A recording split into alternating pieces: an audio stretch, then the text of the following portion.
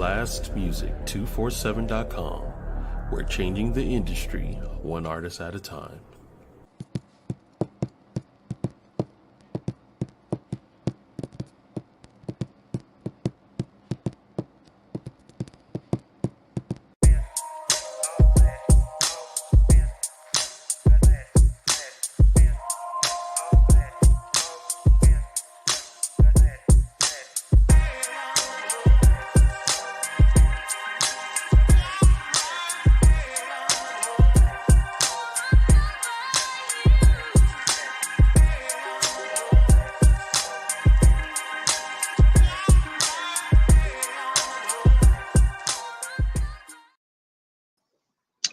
Ain't you cute though? Hey humans, how are you? And happy Tuesday evening. Hey, I see Russ just popped in the background.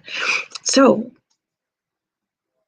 I hope you're having a wonderful day. We are about to have some grown folks conversation tonight. And before we start anything, you already know how it is. We got to kick it off with gratitude. I am grateful to be here on Blast Music 247's YouTube channel. Been welcomed in as family and definitely making myself at home here. Got some elbow room with this podcast, and I'm very excited about that.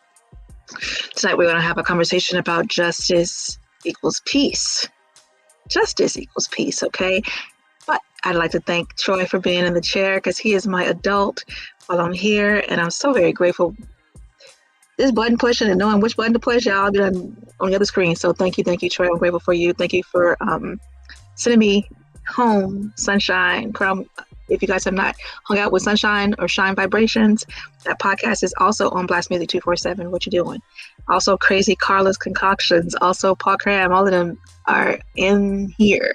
So if you're looking for a good mix of wonderful things to be interested in as far as podcasts go, or if you're looking for a podcast home, it's a wonderful place around here.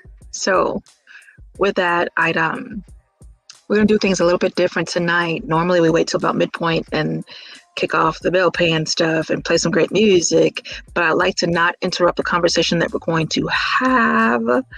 I think we just want to flow through. So I'm going to throw this to you, Troy, and I'm going to ask you if you would handle all that good stuff first, and then we're going to jump into some conversation. Most definitely. Thank you, everyone, for joining tonight. Thank you for the nice words, Miss Malikia. The Blast Artist Spotlight tonight is my man, Yamasani, and this is called Love Tornado. Let's check it out.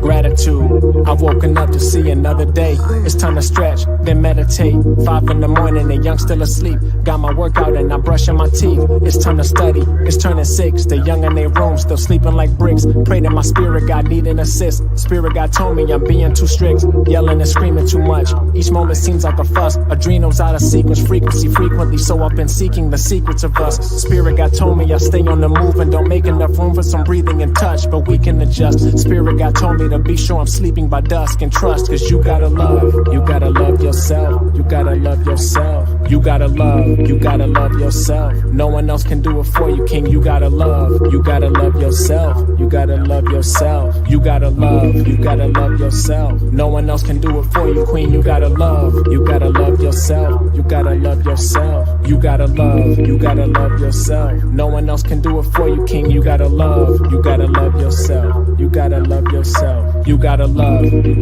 yourself. You need some time to do yoga. Tell other priorities to move over.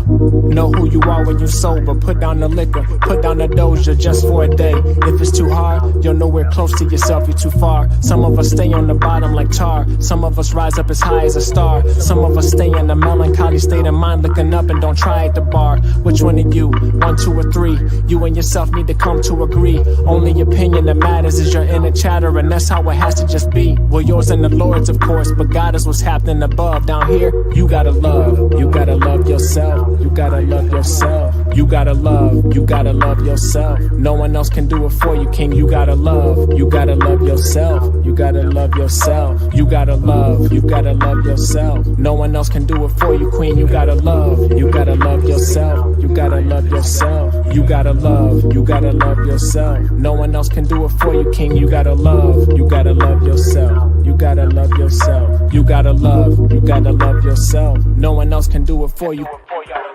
What's your perception when you look in the mirror and see your reflection? Do you see royalty and perfection? Do you feel loyalty and connection? Do you feel like you're favored with blessings? You're greater than, do you feel less than? What's your biggest fears? What brings you to tears? Your peers, it appears no affection. Or do you feel stressed from the way people looked as you left cause you came with aggression? Or is it the fame and protection you seek that depletes you, defeats your depression? This song is a pill that I'm giving that's too hard to swallow from deep indigestion. But I hope it leaves an impression and keeps you progressing. The message is you gotta love. You gotta love. No one else can do it for you, king. You gotta love. You gotta love. No one else can do it for you, queen. You gotta love. No one else can do it for you, king. You gotta love. You gotta love.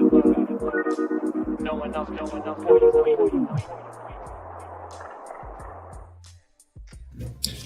And that was Yamasani with Love Tornado. And if you are an independent artist or a spoken word poet or up and coming comedian looking for some exposure, you can go to blastmusic247.com and register for free. But Blast is also looking for the fans of music. So if you would love to hear great independent music, you can also go to blastmusic247.com, register as the unlimited fan, and have access to hundreds of independent music. Blast, we're constantly changing the industry, one artist at a time. All right, Malikia, back to you. Thank you. And I feel like those 2-year-olds when the newscast is going on, the broadcast, and they come behind and be like, hey, Mom. So while you're being an adult, it's hard to be still an Agorite choice. So I'll make no apologies. Let's get into this conversation, y'all.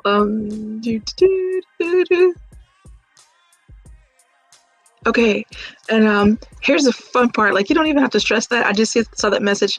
You don't even have to stress it. Conversation is fine.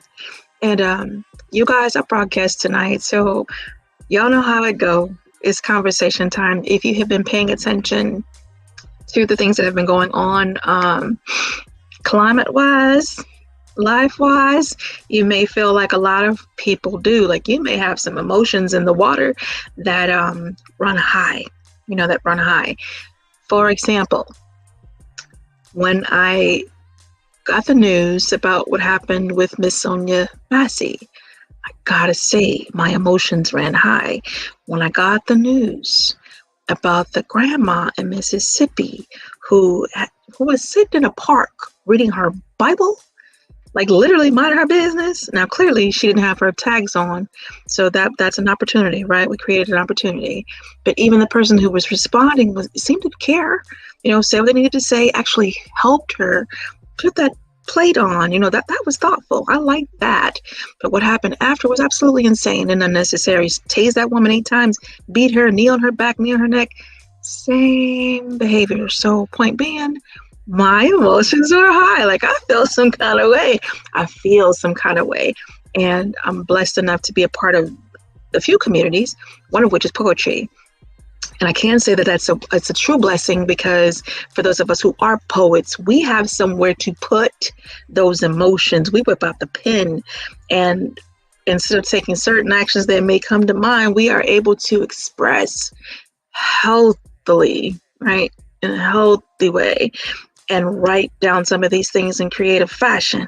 And then, not to mention, we have brains. For those who just think, oh, it's just a poet. No. We think deep, we feel deep. So today, I invited some poets to come have this conversation with me. Yes, we're going to share. There's going to be some learning and growth available for those who will, as it always is. So welcome to Metamorphosis 365, my podcast. I am Malikia K. Courtney, your host, if I did not say that. And with that, I am going to go ahead and welcome some friends to the room. I like to bring up Scott Harrell because he made it here first, and then we're going to make our way on down the road. Hey, sir, how are you? I am well. How are you? That's good. I'm glad to be here. I got my water. I'm ready for just some good conversation. How was your day? Day was busy, very busy, but it was a good day. Okay, You know, I'm, before coming, I was very excited to come in tonight. And cool. then you ever have one of those moments where you go into your library and find that poetry you've done and you're proud of has disappeared? Ooh, Yeah, ooh, is that right? yeah. Oh, So yeah. Wow. having a little moment with that, but it is what it is. It's So okay and it's preserved anyway because you've spoken it audibly a couple of times, so you haven't lost it. yeah, it's just about Take trying to heart. do what needs to be done to recover it now. Fair enough. I'm going to go ahead and welcome Russ Livingston to the stage. Come on up, Hi, Russ. folks. Hey, it's Good so to nice be to see your face, sir. good to be in good company. Yes, absolutely good company. It's good to have you here. And I forgot to send this out, but oh well. I'm looking forward to the conversation that we have tonight. How was your day? Sort of amazing. I happened to have the day off, and so Oh, I was kayaking with a friend. Uh, I think today was my last day of using an inflatable kayak because essentially, being a big guy, I couldn't really sit up, so I wound up sort of paddling leaning. prone. But I gotta tell you, That was but difficult. it's okay. Yeah, that was. Yeah, I'm glad you got it done. At least that. And I miss my. I've been in kayak. It's been a couple of years at least. I'm missing it. But we will see what comes. I'm gonna go ahead and welcome Miss Edwina to the stage. And I'm using you guys as governments. Y'all welcome to use your poet names when we get into the conversation. Edwina, let's get you on up, Heaters. Hey, beautiful. Hello, everybody. How are you guys? Can you hear me okay? Mm-hmm. All right. She said hi to you, gentlemen. I was following back so y'all can say hi too. Hey, Edwina, and hey, Russ. What's up, folks? What's Whoop. up? What's up? So I invited some thinkers tonight for some grown folk conversation. And yes, the emotions are involved, but the emotions aren't going to be controlling the conversation. We're just going to share a little bit. So I've introduced you by name. I'd love for you guys just to take 1 minute each and say who you are, what you do, and how to contact you, and then we'll move forward. Ladies first. Oh, okay. My name is Edwina Simmons. I go poetically by the name Mahogany Soul. By day, I am an accountant, but I also love to write poetry and I love to express things through my poetry. I have one book out now, Zwina Still, and Pronoia is on its way. Russ remembers that one. I did it on the right. And you can find me at My Mahogany Soul on Instagram. I often put poetry out there, or edwinatheauthor.com is my website to purchase books and merch. And they're also available on Amazon. So that's a little bit about me. We'll just go ahead over and up. So Russ. Well, and it must be said, first of all, there's the joy of seeing you all in person because, our connection is on an audio-only app, which is called Clubhouse. So I feel joy about this. Hi, y'all. Too. You're the only one I have yet to come meet and hug in person, so it's coming. Let's go. Yep. So, and listen, Edwina is a super dope poem. Just thank you. Saying. Super dope. I am by training a child and adolescent psychiatrist. These days, the minute you say psychiatrist, you also have to say, well, listen, I do mostly psychotherapy. And so, my focus is really systems thinking. So even if I'm doing individual therapy, I'm thinking about sort of, people know about internal family systems, so that kind of concept, but also I work with couples and families, and that's my favorite thing to do.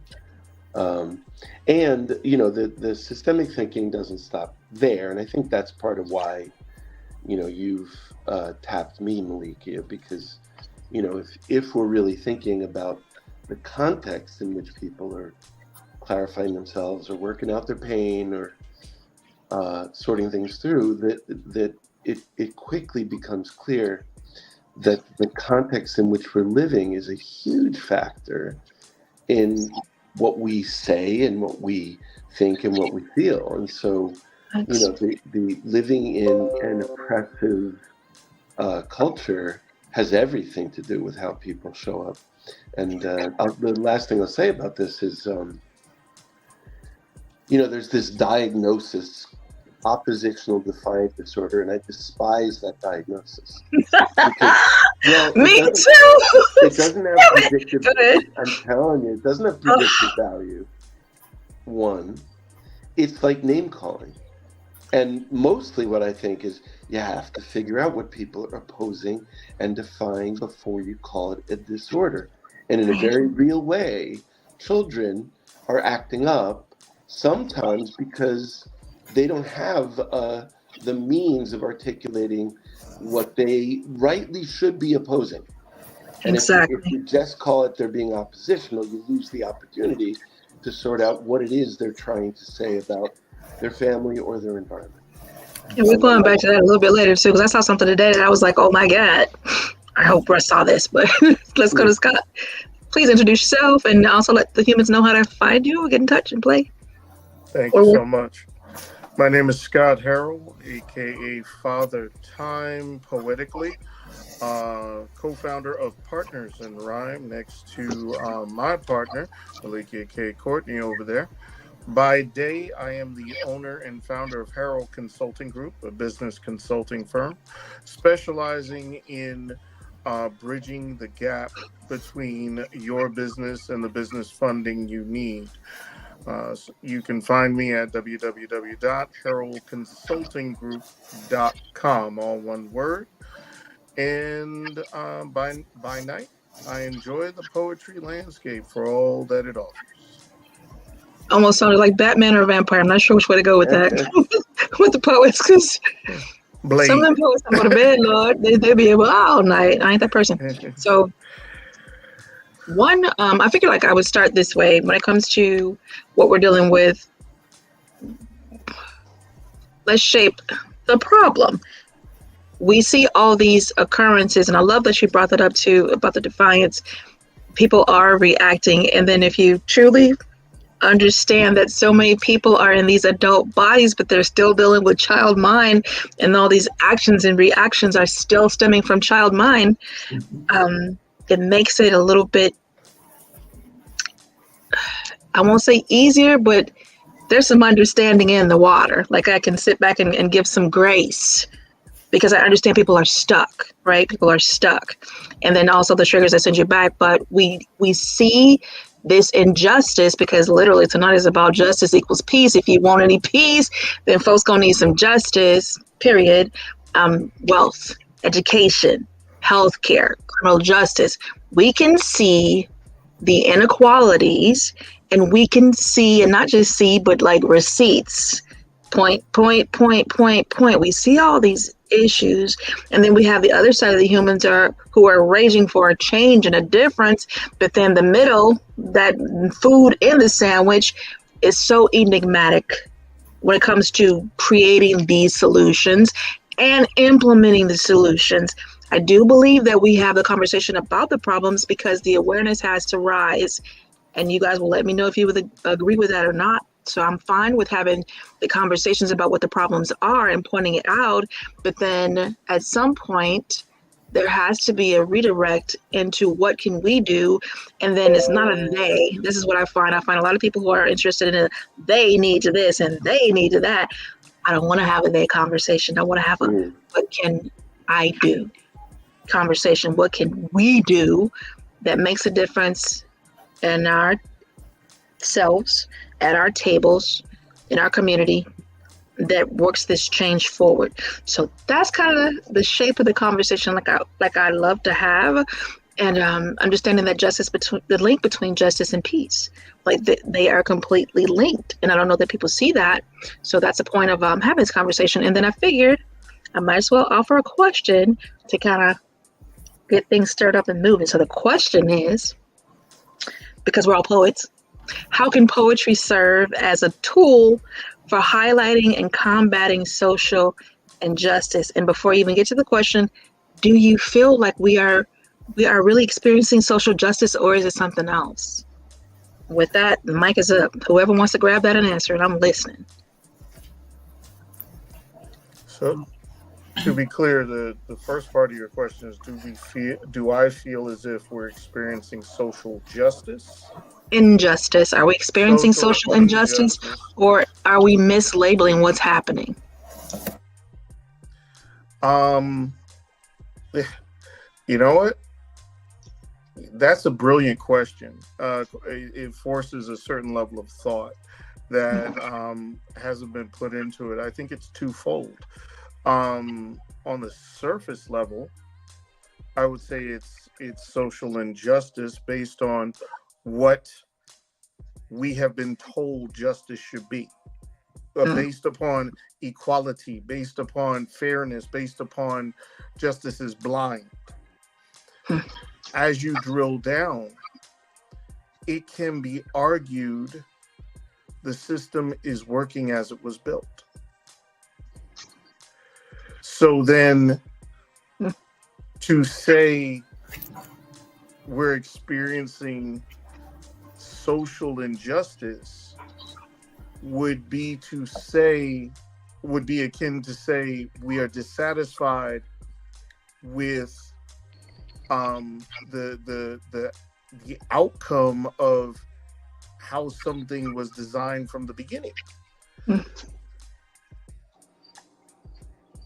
Okay, I'm inclined to tune my ear to that. I'm listening to Edwina and Russ. I seen Russ nodding his head, so I'm listening. Oh, well, yeah, but I definitely wanted to make space for Edwina. If you want to go first. You can go ahead. I'm listening. All right. Yeah, interesting conversation already. So this question, are we experiencing social injustice? That kind of links to sort of how do we write poetry that might make a difference? As in, what is the narrative that grabs people by the lapels, and not just, the convert, right? Not just you all, but those folks that are on the bubble, those folks that just might move in the right direction, increase their social consciousness. So to me, it's all about the narrative. And sure, one way of narrating it is social injustice, but there are so many ways. So tell me some of those other ways of seeing it, because that's to me that's when minds meet. Okay, fuckery is one. Okay, fine. We're swearing. Go ahead.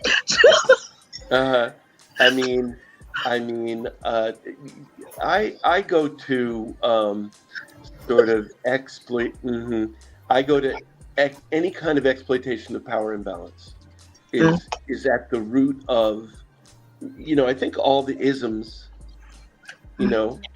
so that's another way to think about it. Exploitation, oppression. If we get into specific concerns like, the reality of the climate crisis, there was a time that I used to call it global warming. And I thought that does not really catch people's ear. And it is a crisis, and then on to how do we find language that articulates that the climate crisis is actually one of the greatest social justice issues of our time, because who do you think is going to fall into the sea? You know what I'm saying? All right, let me pause there. Team, you better know how to swim. I don't know. Let's just push a couple of states off into the water. Everybody get your lifeboats and your rafts together, because that climate crisis. And I love that and I think that's the importance of engaging, because sometimes ears go deaf, like you get numb to this label, global warming, which really, like, if you don't understand what do you mean? warming. Not until you start seeing stuff melt off and all these other crazy things happening in the seasons not seasoning, right? So then it becomes a little bit more real. But then even at that, there's a maturity of mind that has to be present. So in the same sense, when you're dealing with this injustice, it's such a beaten word. It's such a beaten word. And I giggled when you said the fuckery. I'm like, okay, yeah, I call it that too. I think that's a proper term for it. Languaging it in a way that it's almost like people need a nuance. I don't know why you need a pep talk for truth.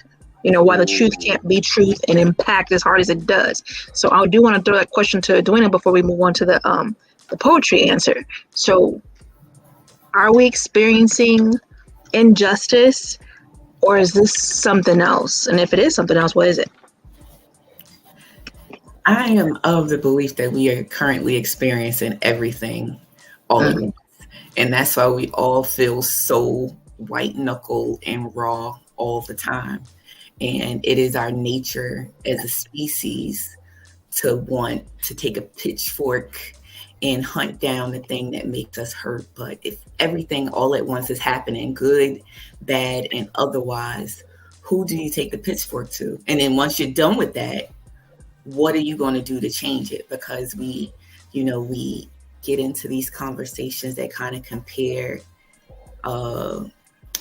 policing to, caring about Black lives, and it becomes such a thing where it's like, but with the absence of either, what will we have?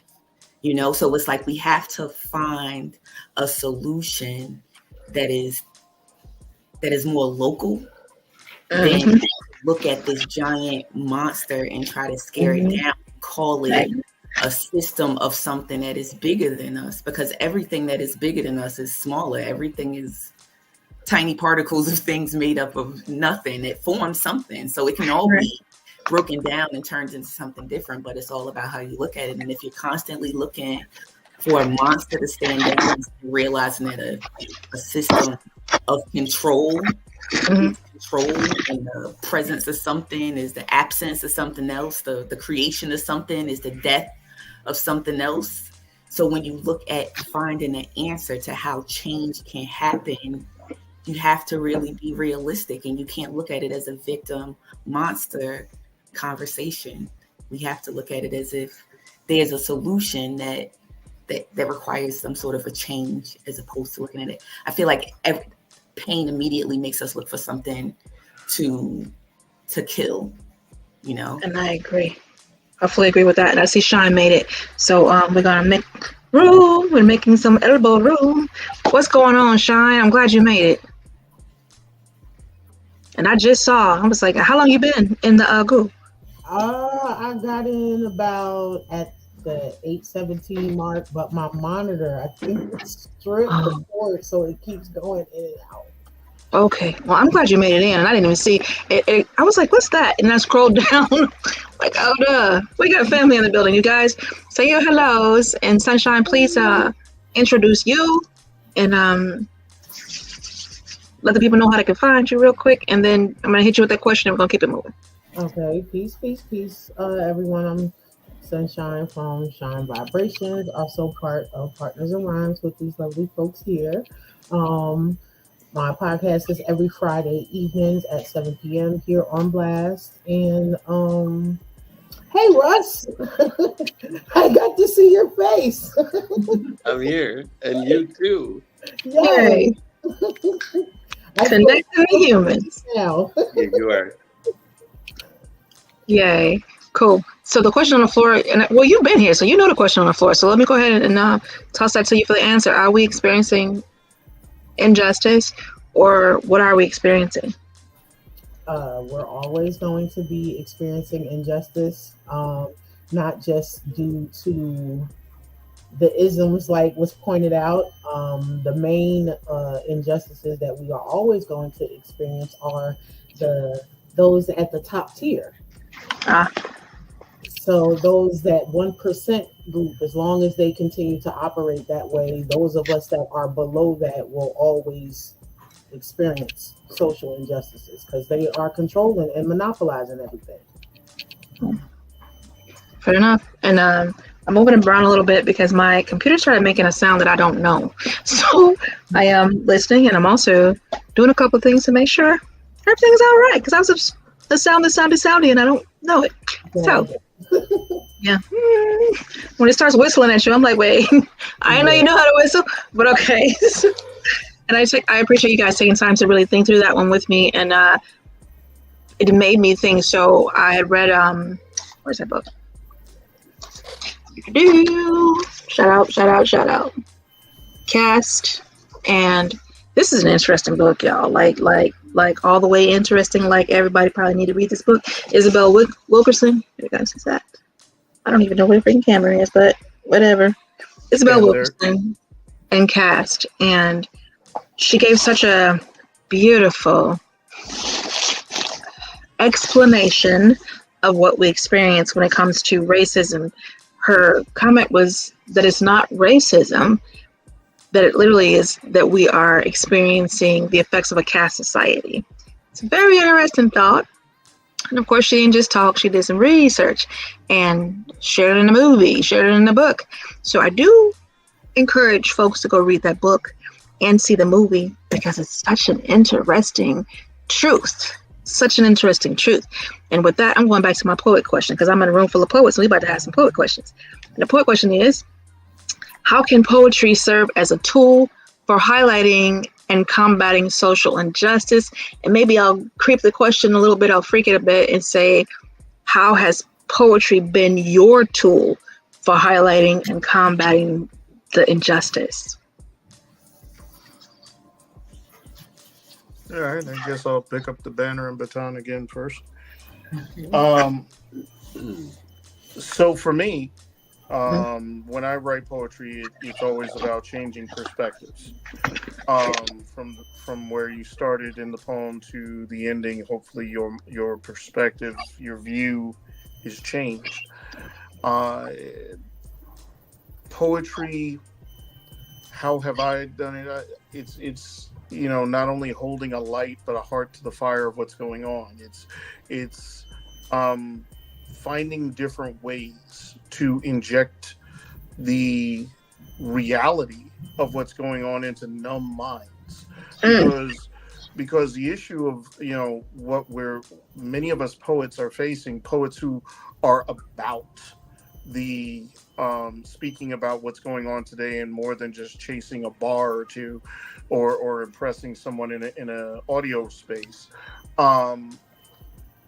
is really trying to not only wake people up but let them know they're the ones on fire and you need to do something about it. Mm-hmm.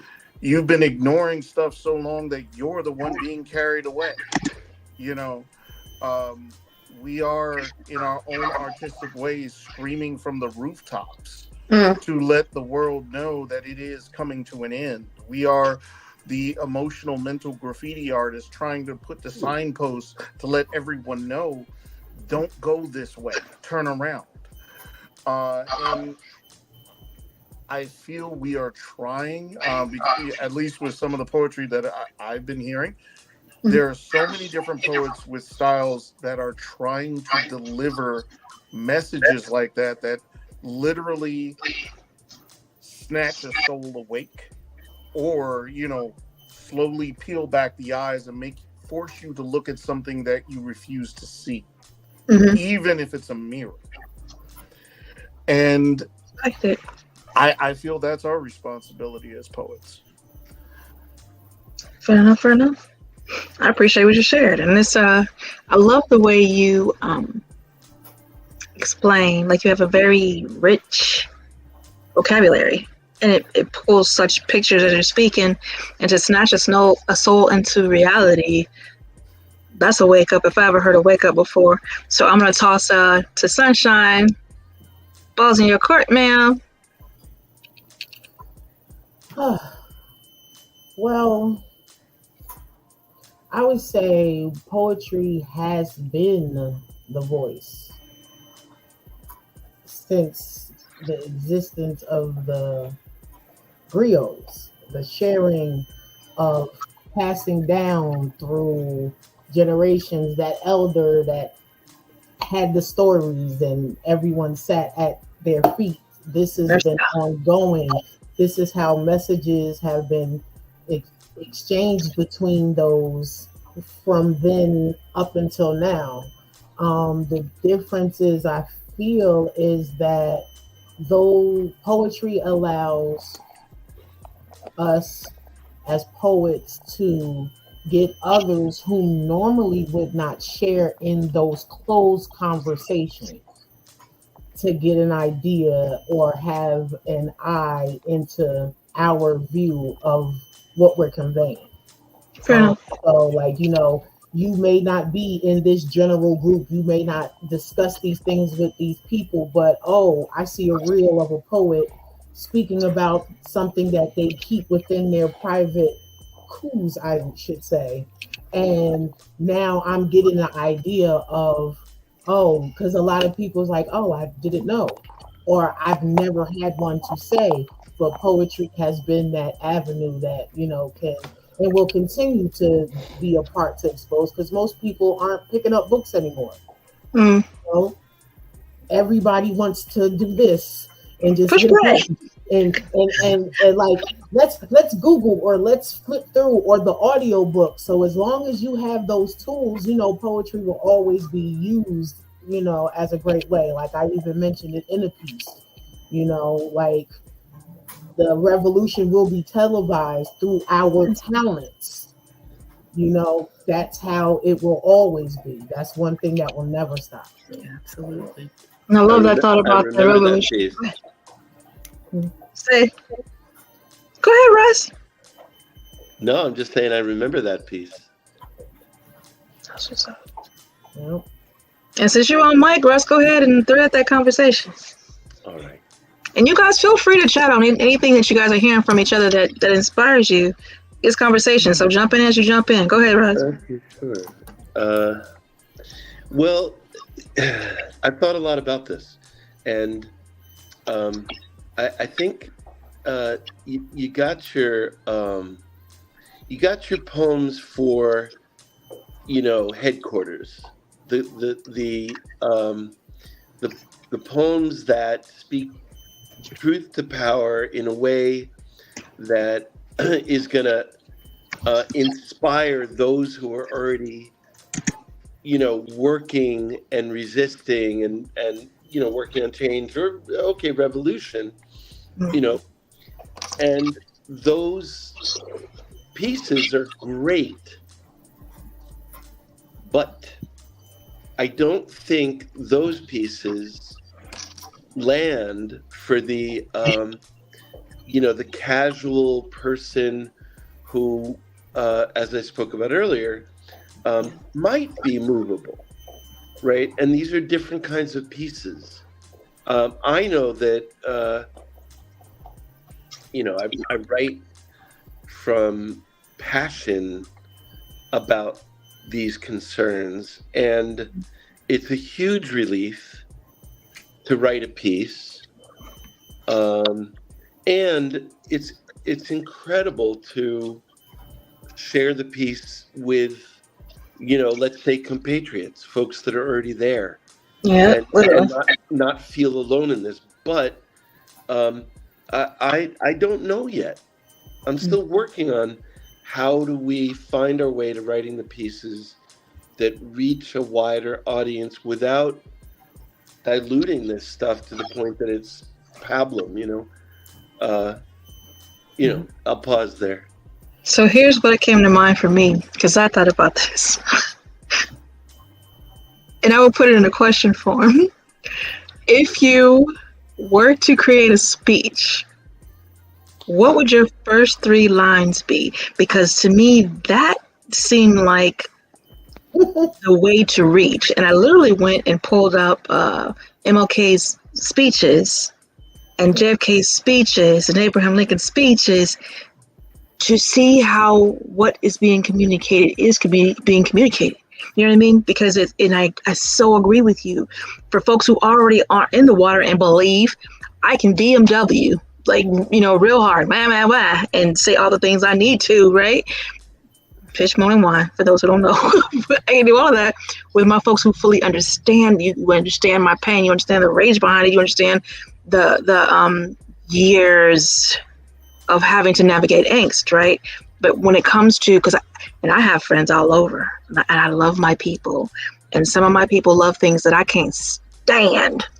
I mean, really don't like, but I love them. So when we have conversations, I can tell when that flip is switched, bro. Yo, I can see it in your eyes. I can feel it in your vibration. And sometimes them thoughts be loud, and it's just like click. You have literally turned me off. You are not listening to anything that is being said because it is not something you agree with, and you are so insistent on being right. So I really agree with what you're saying for those folks and for those who are on the fence trying to understand, because I've had those conversations where people say to me, well, racism is dead, right? We had a black president. Oh, Jesus. How do we know it? I mean, it's so, but you can't laugh. Like, you can't laugh. You can't bluff these people because they're serious and they're genuine. So serious when they say that. Bro. And I'm sitting there like, you for real? And sometimes I have literally asked the question, are you serious? Like, for real? Because I want to know that, like, you're not joking, you're not pulling my leg, and we're really having a conversation. So it's those kind of things, and then those conversations. There's so many. We're not going there right now because I want to make sure I get to Edwina for that answer, and then we'll go back to that because it's in how do we love well and still not tolerate the BS? You know what I'm saying? That's where my aim on thought. Edwina, go ahead and answer that question about the poetry. How do you use your poetry as a tool to combat that injustice? I feel like I use my poetry as a tool because in a way that for so long I did not speak up about a lot of things. So, you know, in that silence, it kind of like bubbled under. And I'm following a train of understanding that speaks on how rage settles into, especially our women, and it forms things like I'm going through, which is like autoimmune diseases and stuff, but like yes, that is simmering and seething beneath the surface that you just don't address because you got to keep going, and we think that makes us stronger or what have you. But it's like I feel like there is this numbness, and a lot of what I wanted to say that I didn't required empathy. And I think that so many people are numb that it is hard to, you know, really get at empathy. We cannot change what we are not willing to feel. Yep. So we aren't willing to feel it, not just to hear it, because you can speak at someone. We can wax poetic all day long. It's the nature of what we do. But can you reach a person? Can you show a person, give a person an experience? Like, I had this thing before where, like, if you know me, you know that if you're in a room with me for too long, you won't think that I'm the same person that everyone else thinks I am, because everyone's like, oh, you're quiet. But then if I get on a train of thought and then it follows a different, it's like, do you know what I mean? Do you know what I mean? So when I write, it's like, do you feel, I need you to feel this experience, because I don't want to force feed it to you, but I want you to kind of be in the moment of what I was thinking. I want to express it to you in as many vivid and colorful ways as I can to make you empathize, to feel what I'm saying. Because when you feel something, it's not like you're looking at someone else from a place of pity, hate, or anything. You could sit in the mind of a murderer from a good poem, and it's like you can understand where you come from. Doesn't mean you're going to forgive them. It just means that it gives you a different way of looking at how you address a situation, where you can sit in the perspective of someone. And a lot of the things that I've been through, it's like for a while I didn't want to write them, because I'm like, I don't want to be a pain peddler, pain pusher, where you just constantly pushing what I call the trauma Olympics, where you just trying to see who's going to be the most gut wrenching. And it's like, no, it's not necessarily that. It's that you know, so trying to find that balance of giving people a chance to feel it, and be on the kind of the bleeding edge of understand, because that's where understanding lies. When you're on that fence, you can't, if you're completely in comfort, you cannot relate to someone completely on the side. And if you're completely in a place of, you know, complete discomfort, you don't give a, you know, Maslow's hierarchy of, you can go all the way to that. You cannot have the same conversations if you cannot feel from a sympathetic place. And that is so hard to do when we look for, like I said, when we look for a monster to Fish. you know, yeah. So we're gonna do these comments of the thing right quick. She said trauma Olympics. I just wanted to high five your face when you said that the trauma Olympics, Lord. Some of us got gold, bronze, and silver medals to put on our mantles. And Dallas agreed, trauma Olympics. She said, love that. Miriam said, I've been talking about this lately. While racism is alive and well, the real problem is classism and how it's something we aspire to, period. I agree. But also classist ideas keep certain people out permanently. And Logan would like you to know that he made it from the abyss, Scott. Do you hear me? Hey, what's going on? Hey, Sion. Can I want to underline something Mahogany Soul said, and then Mahogany Soul, if it's all right, I want to follow up with a question to you. You talked about how empathizing doesn't mean that you'd sort of fully accept the position of this other. And there's some language for this, the difference between empathy and identity. You know, to empathize with someone's circumstance doesn't equal that you identify with it. Identifying means you're fully subsumed by it. You lose yourself in it. Mm-hmm. And, you know, the clarity of the difference between the two, I think, is an element that helps us empathize. Here's the follow-up question. You talked about how for the longest time you did not speak on any of this, which to me is mind-blowing because of your poetic voice. But literally, but you know, I was just thinking in terms of the emergence of people, the business of them finding their voice. It might be helpful for listeners to hear what augured that transition for you. Like, how did you get from point A to point B? Right, exactly. And there's something Dr. Tariq Simpson used to speak of all the time. It's like, you know, landing, you know, you don't want to leave someone at the end of a poem feeling like they're just, you know, you don't want to leave them bleeding at the end of it.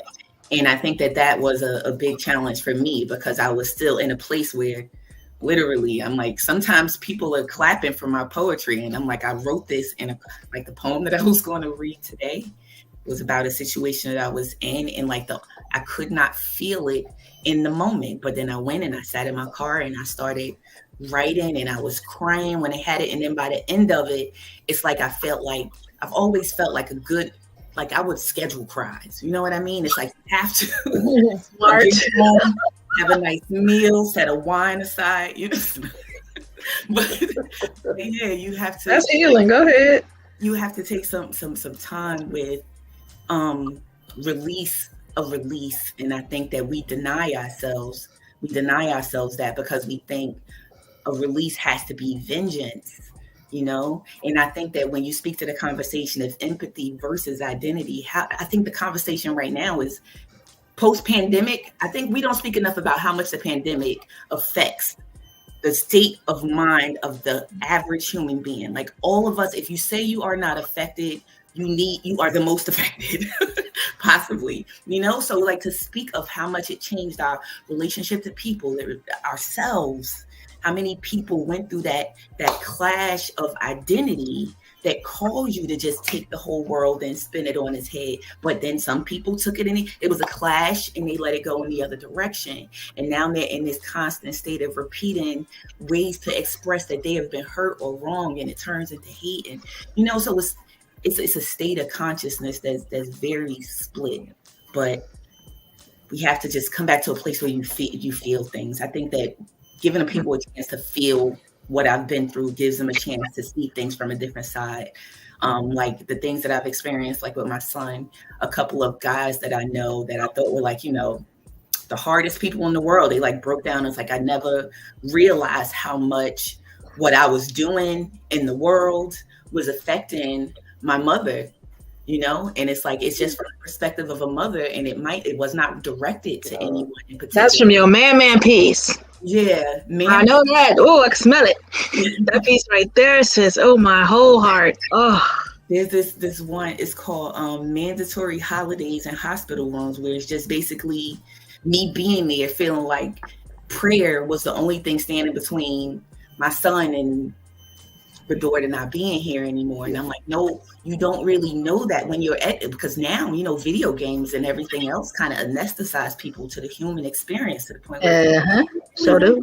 feels like to be in a room questioning if someone shooting a gun, you shot a gun at someone, what happens to everyone after that experience? You feel, like I said with the pitchfork, you feel like you have justice, you feel vindicated, but what is the aftermath of all of that? And we keep on hurting one another, but I don't know. I think that's what I'm still writing from. I don't have an ultimate solution, but I think a lot of it involves seeing other people from a place of outside of the identity, outside of the titles and roles and where we have assigned them, and see maybe we could have another conversation if we stop looking from beyond these titles somewhere and realize how it felt to be one of those people, so you can speak directly to them.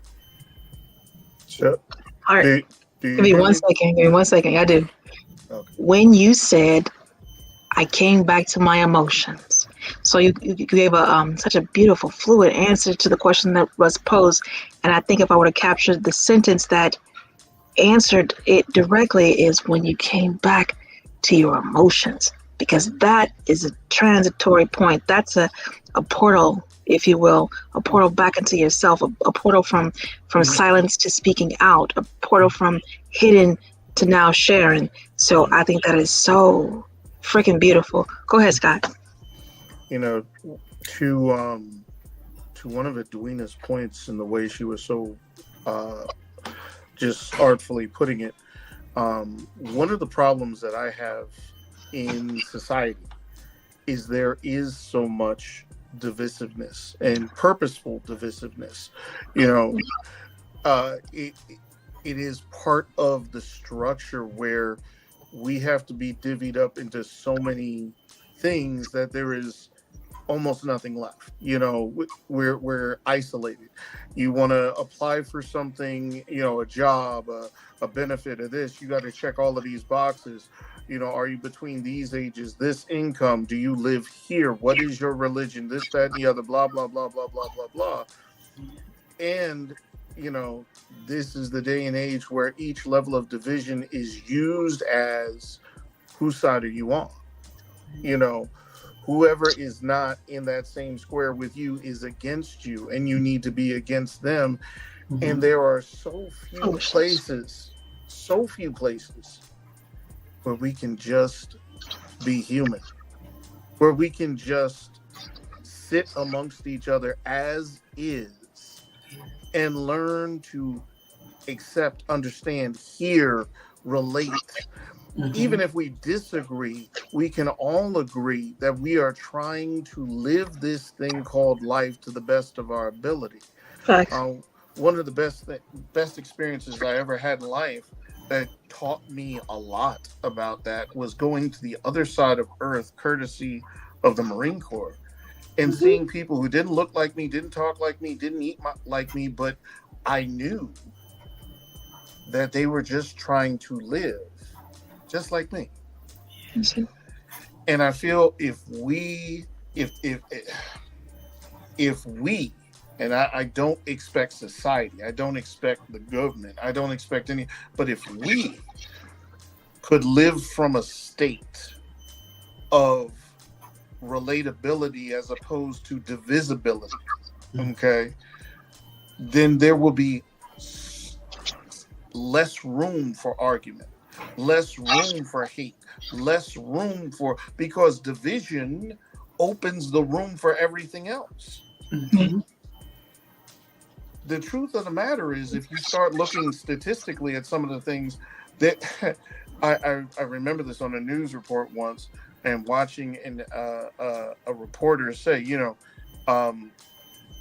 in the backwoods of this particular Deep South neighborhood, there were more Caucasian people on welfare mm-hmm. than there were Black people. Mm-hmm. And, even though this person was the person he was talking to was so on this, the statistical this, that, and the other, and they're ruining the neighborhoods and blah blah blah blah blah. But the thing about it is that if the reporter who was interviewing him was trying to say there are probably more things alike about us that we can relate to, since we're both trying to get by, than us being different. I don't want what you have. I just want what I can have. Yeah. Just like you. I love that. And it's we're so tuned. We're so tuned into TV. We're tuned into radio. We're tuned into the scroll. We're tuned in like little radios.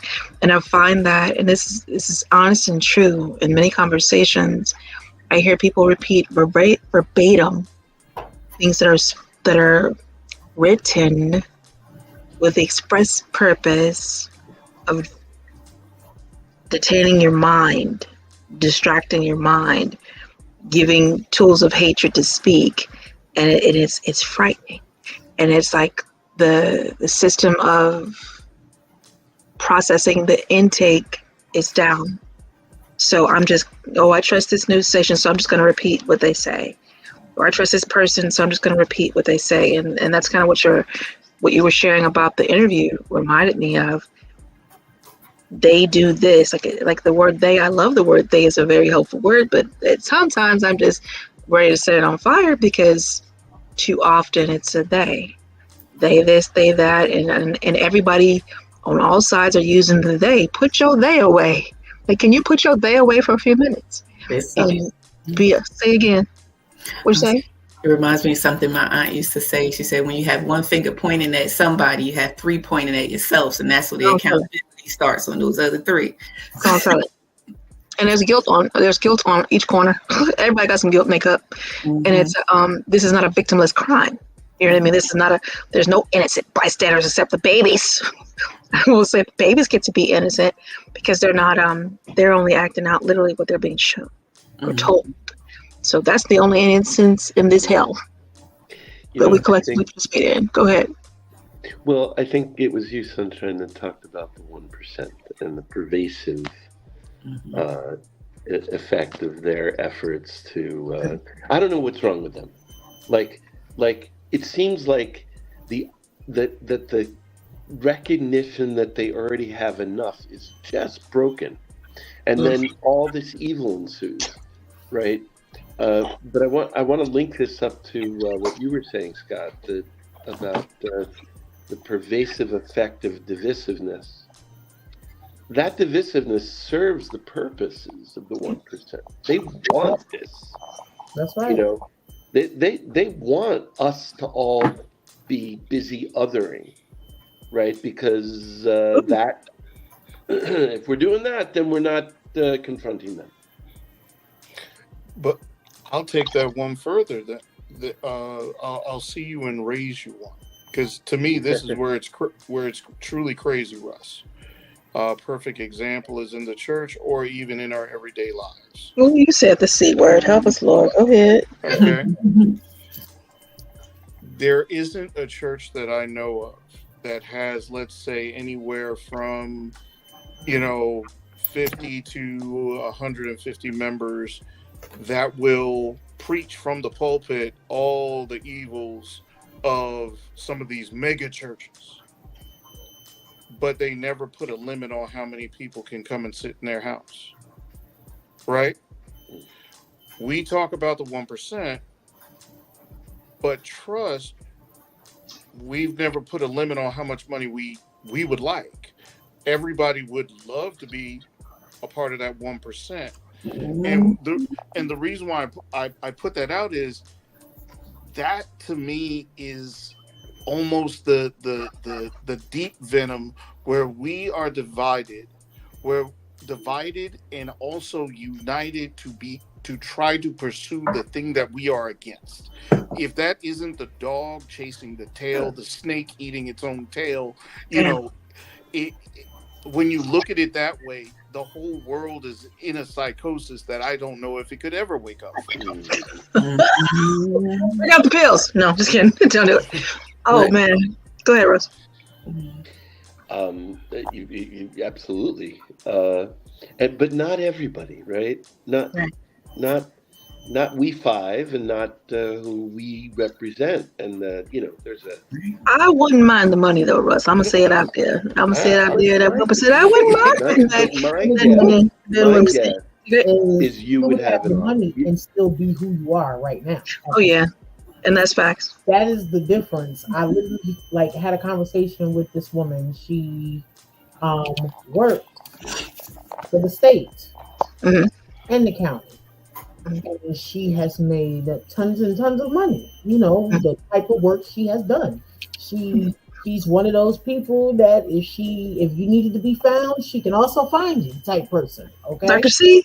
So, but the conversation we had was so real because she lived in a particular place where she stayed in this place for 20 years. And with the way cities allow, things to be easily accommodating for gentrification to take place. She is not of my persuasion either. So this was coming from her. And she said, one thing I want people to know and understand when it comes to them, not the they, the thems, and those who are in power and who are driven and want to continue to keep power, they manipulate all of us below, but they have no concern for the poor. They feel the poor don't deserve because they are poor and elderly.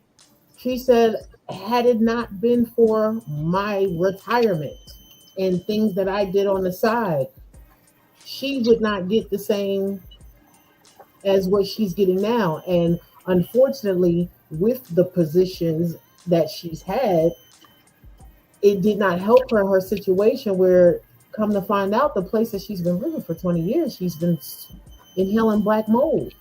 Oh, job. The whole time. Horrible. So, she just was like, it is a shame. And she said, trust me, there are those of us that understand, but they don't want the masses to know that you do have comrades, that you do have those of us that fight along with you. Just always been that way. Yeah, and it's always been that way. I said, and it's always been that way because I'm always listening to my elders and being exposed to them and the things that I've been a part of with the activism. We see who shows up. Yeah. And certain people who don't understand that are surprised when they see others show up. It's always been that, but they want us to believe in the vision. The lie. Lie. No matter how many more things you put in place, there's always going to be some form of togetherness. And poetry is one of them. Thinking, and we're about to get to some poetry too. What I will say to kind of close this thought is I find it wonderful that there are so many of us who could have that moment of clarity and come together. The 99%. Let us figure out how to come together. And I don't even perceive it. Like I used to think of that from the top, from the bottom to the top, you know what I mean? Work it out from the bottom to the top. And I'm like, let's adjust that picture in my mind. We are the top. Everything that we do drives the engine. The 99%. Everything we do drives the engine, like literally.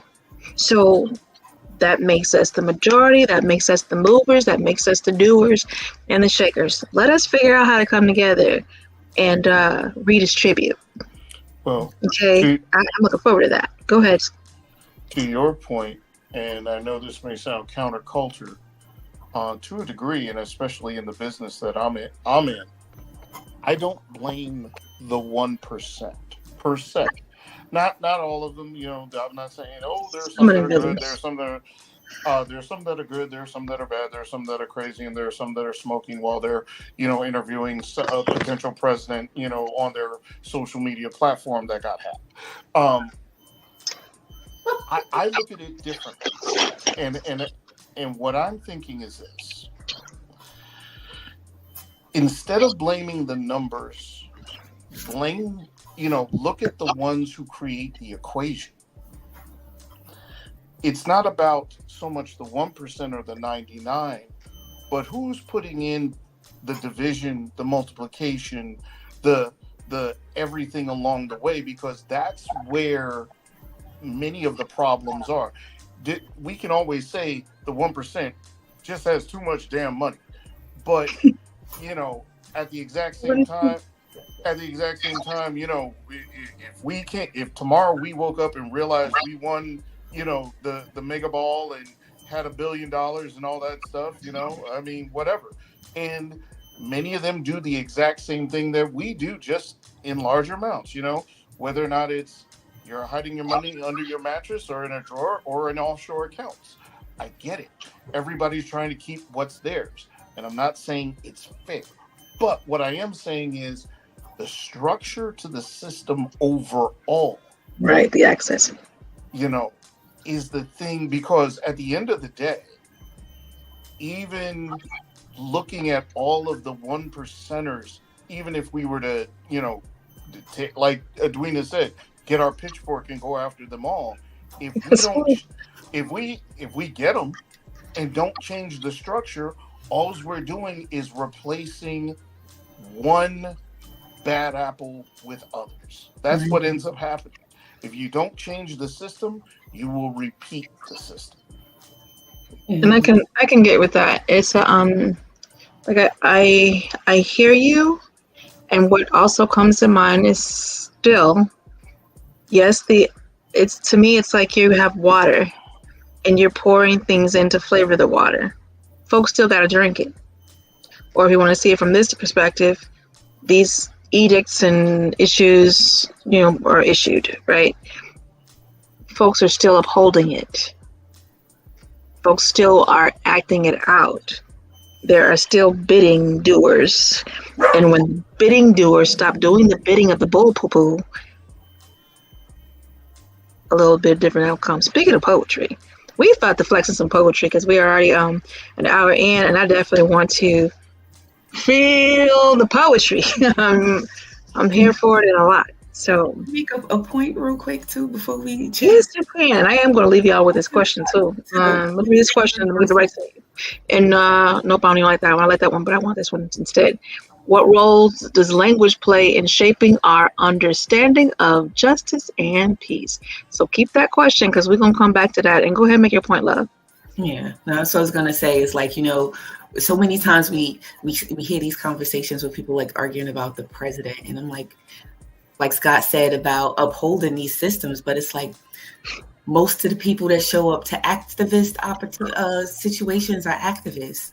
It's not the people that are affected. It's like so many people that speak to it and they get angry. And like, I think the thing I noticed, like I worked at Merrill Lynch for a while, and it's like looking at the way certain groups of people look at money, they don't look at it from a bleeding heart place the way that we do. It's not about, they don't care about you. They care about their investments and how successful they are in making sure that they make decisions with all of their money so that their money makes more money. That means abstaining from stuff that we indulge in. That means showing up for stuff like police commissioners and everything else that happens. That means showing up for meetings and, everything that happens. There are chances to argue for the alternative. But if we do not show up, then that's that one finger pointing to the other. And that is the injustice. The injustice is not,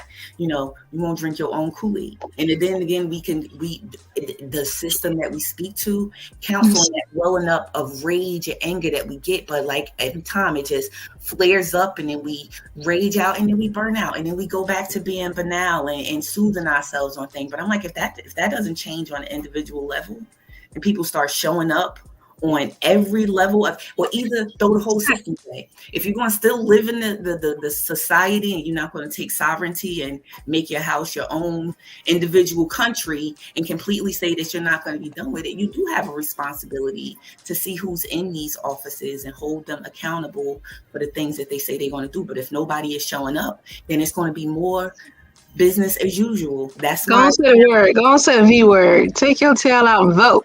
Right. It matters. Head trash. Go vote. Every level of government. Take your kids to the libraries. Take them to stuff that happened with the town. Show up to see what is actually going on to better your community so that it is better. Or other than that, you're just going to be waiting for the next thing to get enraged and then go back to being whatever about it. Distracted. Give me started. Let's get some poetry in the water. Let's see. Sunshine, then Edwina, then Scott, and then we'll hit Russ. Let's get some poetry about you, Shine. I will ask that you guys mute your mics while she's spitting. Ma'am. Quick little message. I'm gonna have to spit and dip out. I don't know if you just saw me motion. The Royals are back from football practice, and we're hungry again. Okay. Girl, they getting big too. I feel for you, and I feel for your refrigerator. Hallelujah. Sure do. So I'm going to do the piece that I referenced in my response to one of your questions. And you guys can mute yourselves while she spits.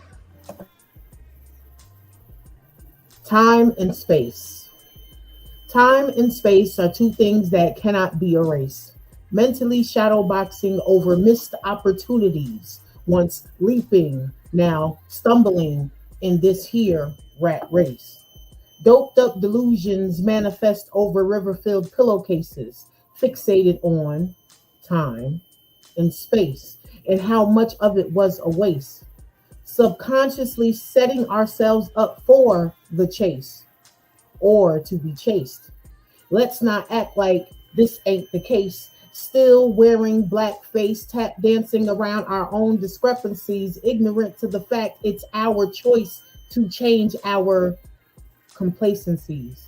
I know we all ain't had it sweet. Still no reason to accept defeat. We got to get back our face because we have time and space. Creating pathways out of no ways, no more dreaming of better days, emerging from drunken clouds, filled of haze, blindly illuminating like the sun's rays. Those who are not yet aware can't comprehend the evolution process and blankly stare into time and space. Moving through life freely due to mercy and grace, manifesting blueprints of a nation building, setting society's pace, forcing an overturn of ill-gotten laws, codes determined by race. Milk and honey? Is that all that it has to offer for a taste? The revolution will not be televised. Oh, on the contrary, thanks to social media, all the injustices that's been in existence, ignored, angered, filled, screams, fears, and tears for years are now broadcasted live almost daily.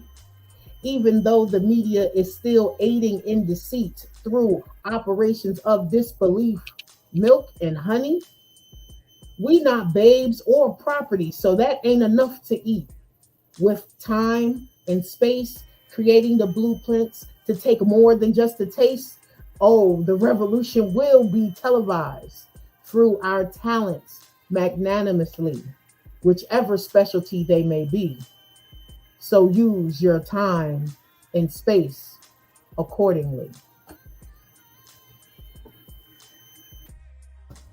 I love that. Oh, Over here with closed mic talking about some that part.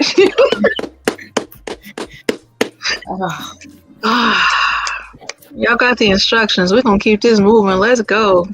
Come on, Mahogany Soul. And thank you, Sunshine. Hey to the Royals. Much hugging. Miss Fran said, awesome. It was. Right. Thank you for being here. I appreciate you. I'm going to do this piece called The Dance of the Dissonant.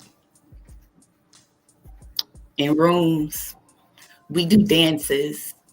This ragtag troop of broken hearts, hardened by the last abandonment, we be dancing on shaky ground these days. We be dancing bare feet on sun-heated concrete. We be stepping on our shadows to cool our toes through highs and lows. We, you, and me, here we go hand in hand, getting down on this shaky ground. We be dancing on the minstrel stage these days, going the ways of the obsolete. We be adapting to their ways these days, bone straight, well-behaved, a model slave, taking our truths to an early grave, wondering what the days will bring. Something in the way of things, something in that DNA, begging you not to obey, heartbeats pounding at rebel rates, feet moving at a frenzied pace, with your hands on my back, feel the small of my waist. We be dancing the night away, just getting down on this shaky ground. Guess it's something in that bitter pill that covers over summer chills. We gyrating hand over fist, fighting some, but dancing still. Red clay rises and falls to the beat, to clapping hands and tapping feet, getting down on this shaky ground. We be dancing, shoulders shaking, arms akimbo, keeping our pace to a lineal tempo. To the naked ear, it looks like fun, but our souls in tune to that ton-ton drum. A flagrant defiance peppers our two-step as we get swept up in one another's reft. Solid ground can fall away as we ride a cloud of purple haze. Inhaling ivory smiles like white lines. Excuse me as I kiss the sky. Another track ties off my mind as we stew in the fluid infusion of a dirty wine. We are slaves to the rhythm. And though the beat drop sounds like gunshots, we are slaves to the rhythm. If the music makes our body rock, I am hungry for your magic. Anesthetize me to a burning world. I'm numb to the madness. Dope sick for the next hit of some don't stop. Get it. Put your full weight behind it. Mold my hips into your image. We built this thing on shaky ground. Hand stained brown from tilling the soil, searching on our knees, plucking up the weeds, burying our seeds, making lighter things, crying in the rain, the working and the praying begin to look the same day after day. The edges fade away, erasing black and white for weary shades of gray. It's hard to find our feet as this life moves and shakes, but we be dancing, just getting down like this whole shit ain't built on some shaky ground. And that's it. I need my mic closed so I can say them other words. Beep, beep, beep. Beep, beep, beep. Beep, beep, beep. Beep, beep, beep. Oh my God. Child, when you start speaking, I can't even sit still. When you start speaking. Help us, Lord.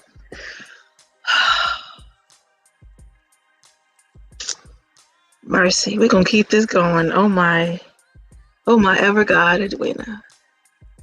Go ahead, Scott. Go ahead. Bye-bye. Get that 1, 2 on. I'm on my mercy. This right here. Bring to you tonight, Child Soldier, Node to Ruby Bridges. Hair, lovingly combed and braided, ponytail in full swing with face elated, lunch packed, dress pressed, and prayers fully stated. This is what it looks like when a soldier gears up for war, when that war is walking a few blocks to an elementary school door. In 1960, the Supreme Court needed their pound of flesh. In Jim Crow, Louisiana, someone thought mine was best. The law said I could go to school. The land dared me to try. My mother wanted the best for me. My father told me not to cry. You know why? Because I spied with my little eye so many white people who began to shout and cry, "Why that little nigger figure, she bigger than the rigor of her station." I guess that's why Norman Rockwell said, "That's the problem we all live with as a nation." The impatience of waiting on people debating on the validity of my humanity, or could I be a threat to their own? I was 6 and they were grown. Every ounce of hate shone like the sun on my walk to school, which should have been fun, flanked by 4 agents all armed with guns, and everyone hoped they could intimidate and alleviate my desire to elevate and accelerate my educational journey. Plus, I really believed they would love me once they got to know me. The class, every single student was pulled out of mine, and only one teacher in the entire school was willing to spend the time. This is how it was for my kindergarten year. Fine. Now please pay attention to this next line. I never missed a day. No matter who didn't want me to stay, no matter what they had to say, I never missed a day. I was a child soldier, my weapon, my presence, my gunpowder, my body, my battle cry, my essence, the undeniable effervescence that caused the acquiescence of adults, students, teachers, and systems, all the changes my presence made. I didn't have time to list them. And now, more than 60 years later, I ask, where are my revolutionaries? All you ride or die, all you rock steady, are you really ready? Can you put your body where your mouth is? Can you be the change you want to see? Can you throw your soul into the gears of the system and watch it break because you shall not be moved? Prove you're not hiding the stolen melanin that is your skin. Tell them where we begin and we will not end. You are either foe or friend, and we will not bend, bow, or break, no matter how many of our lives they take. We know what's at stake. I call upon each of you this day. Ready, you must stay as we pray for the mountaintop. We shall overcome. We won't stop. Cop or preacher, teach or politician, we are unapologetically Black and don't need your permission to be, because the blood that courses through our veins are all that remains of our ancestors' names that kept our generations in motion after crossing an ocean. This isn't magic or potions. This is the truth you want to say. If anyone ever asks you, how hard did you fight for us? Please, oh please, be able to tell them you never missed a day. Damn. That's my partner, y'all. That's my partner. Oh my God. You know, the other piece went and hit, so you can do this one. Put your body. That's what happened. Yes. Come on. Can you with your body? Can you put your body? Yes. Okay, we're gonna keep it moving because I can't get derailed. Oh my gosh. Russ, I'm passing the microphone. Thank you. Put you in the water. Oh. Wow, I just beside myself with the poetry I just heard. This piece needs a little explanation. So after Derek Chauvin was convicted, they asked for victim impact statements. And George Floyd's daughter, Gianna, gave testimony.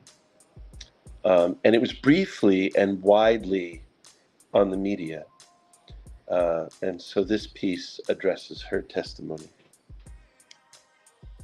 It's called "And Gianna Said."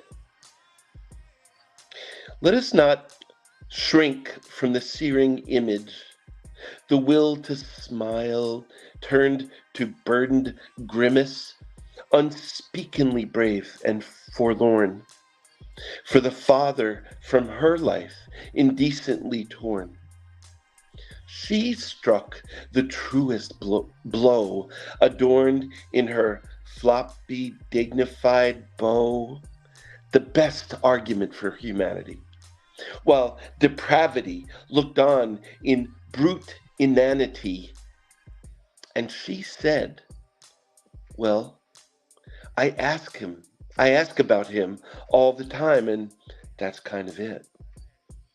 I prefer to think of his sentence as 710,031,420 seconds.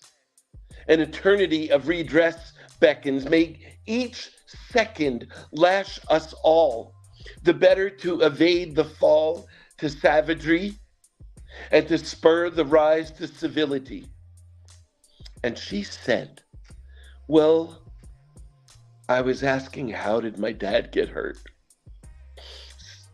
May those last 420 seconds be a remembrance toke, and imagine how he would have spoken were he blessed to see his progeny laying bare for all to see redemption facing monstrosity. Every one of those seconds, I want his chest filled with anguish. I want pain in every breath as a flood of knowledge that schools him on what it means to be human. And she said, we used to have dinner, miss. Every single night before we went to bed, my daddy always used to help me brush my teeth. May her teeth be part of his legacy. May she ferociously bear them, that murderers in government garb fall to their knees and beg for forgiveness. And may her radiant smile tell tales of transcendence. And she said, I want to play with him. I want to play with him, have fun, go on a plane ride. Go, and that's it. And she said,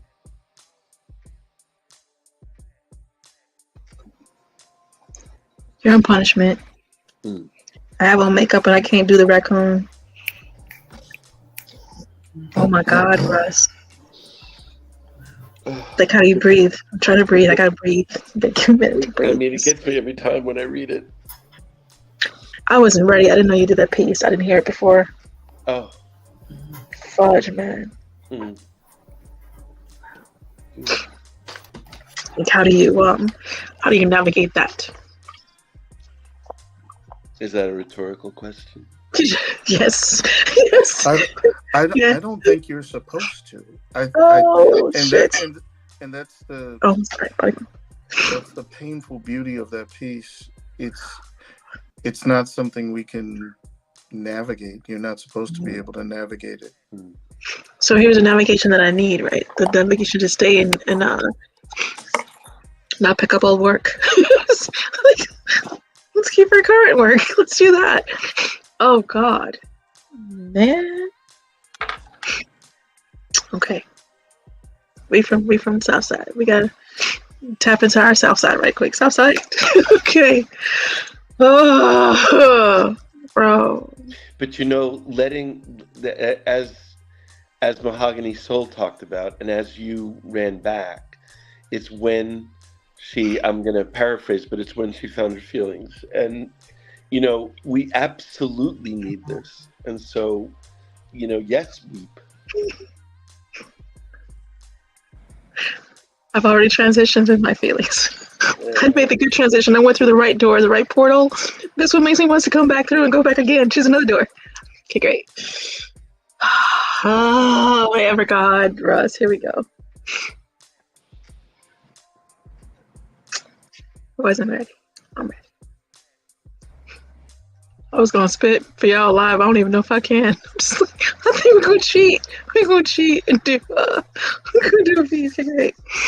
Oh my God, because I'll be screaming. So we're gonna be in our body.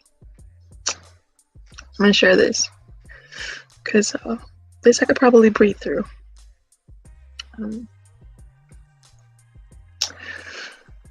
I can't breathe because I see Sandra Bland in my sleep. She keep repeating the same thing. I didn't kill me. I didn't kill me. Last thing I remember was the sound of a key, which was odd because the cell buzzed the door to operate, right? I was half asleep. I couldn't rest because, I knew not to trust well, walking around with bulletproof vests, same ninjas that use knees to necks, pressure on my chest, something roughly sliding around my neck, pink bitch from behind me, last word said, tighter, tighter, why is she already dead? And I can't, motherfucker, I can't breathe. We went from normally aggressive conversation to, nigga, get down on your knees.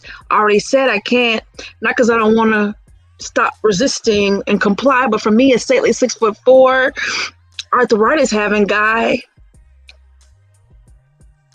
constant back and knee pains, need weed to slow the strains. I don't move the way I could. 46 years on the third rock, still not enough time to get used to hate. Outrage came 9 minutes and 46 seconds too late. Knock, knock. Who's there? United Colonization of Terror. Open up the door and let me in, please. Tune me in on your TVs so we can be seen sacrificing of the next indigenous king or Rodney King. Never mind if she wrapped an average thread count bed sheets in her own home. If he military, chilling minding the business of his own. My badge says I do not have to justify getting the addresses wrong because I'm labeled white. I mean right. Lock me up for murder and I'll be right back to scrolling your streets. Nod your head and agree with me, or your sons and daughters might catch the next government protected knee. Leave you to bleed out on Mulberry Street. Just ask Tariq. Rika, Diallo, Terrence, Mike, listen close to the spirit for them replies. They can't breathe on a mic. Absent from the class of life because America didn't train their pets comprehensively.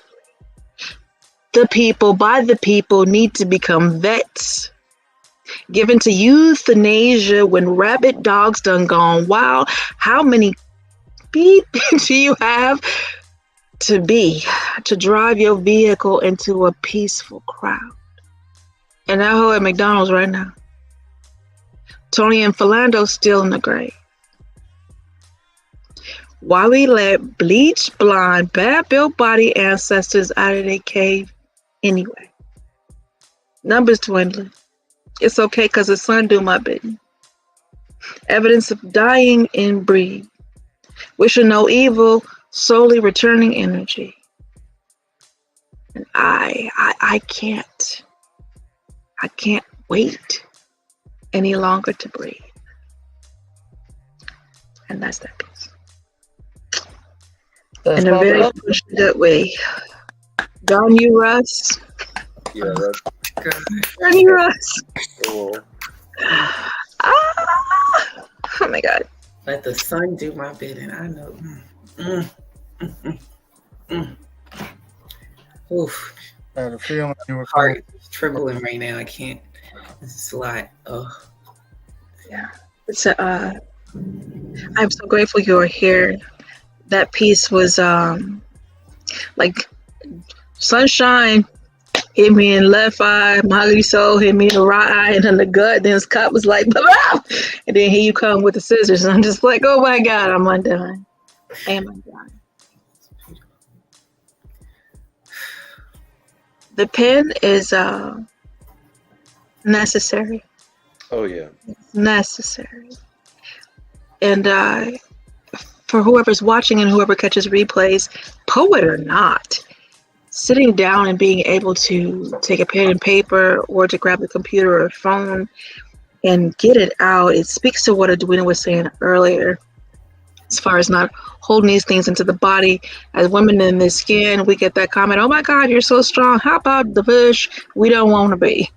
How about we ain't trying, I am not trying to give me a Hercules award. I'm straight on that. I don't need No, for real. tribute. I do not volunteer tribute. Yeah. No. Soldiers in his arm. I want my footsies and my toes and my tea and my water and my Calgon stuff. But it's not a badge of honor. It is a precursor to sickness. It is a precursor to sickness to sit and hold those things in the body. And for those of us who were crafted and hopped into these bodies to make a difference on this earth, cosmically speaking, spiritually and divinely speaking, it's stronger and more reactive in our being when we don't speak up, when we don't say the things that we need to say, when we don't write the things we need to write, when we don't have the conversations and we have those opportunities. Like I do believe this lays in our ledger, when you do not do as you came to do. So my admonishment is for those of us who came to affect and create. Please be affecting and creating, and for your health's sake, those who maybe even on that, but all of us collectively, get your pen out. Please write some of this stuff out your body, speak it out of your body, breathe it out of your body. Yoga. I harass everybody to meditate. This is your growth harassment. I'm offering you some growth harassment. Meditate. Talk to a professional. That guy over there. Let me actually say a word or two about that. I'm definitely gonna pass you guys the microphone as well. And it is a must. This is how we love ourselves. This is how we learn to love one another. Can't love nobody if you ain't loving you. So I'm gonna push back for a second. Go ahead, Russ, because I don't want you to lose that thought. I'm sure it's good. It's just this, that if we're going to be effective at engendering change, then we have to be well. Yes. Period. So so many social activists are like, I don't have time for that. I have to fight the fight. And the problem with that is then they're gone. They burn out. And so I love your focus on wellness, and also kind of the kinship vibe that you are bringing in this space, like we boost each other up. So yes, these are unbearable content areas that we're speaking to, but then there's this other thing, which is we're together and we're joking, and that's also essential, right? I have one other thing I want to say, but I'll pass the mic. No, go on, say it. Go on, say it. Come on with it. Come on. Okay. The other, I don't know if the rest of you experienced this, but okay, two things.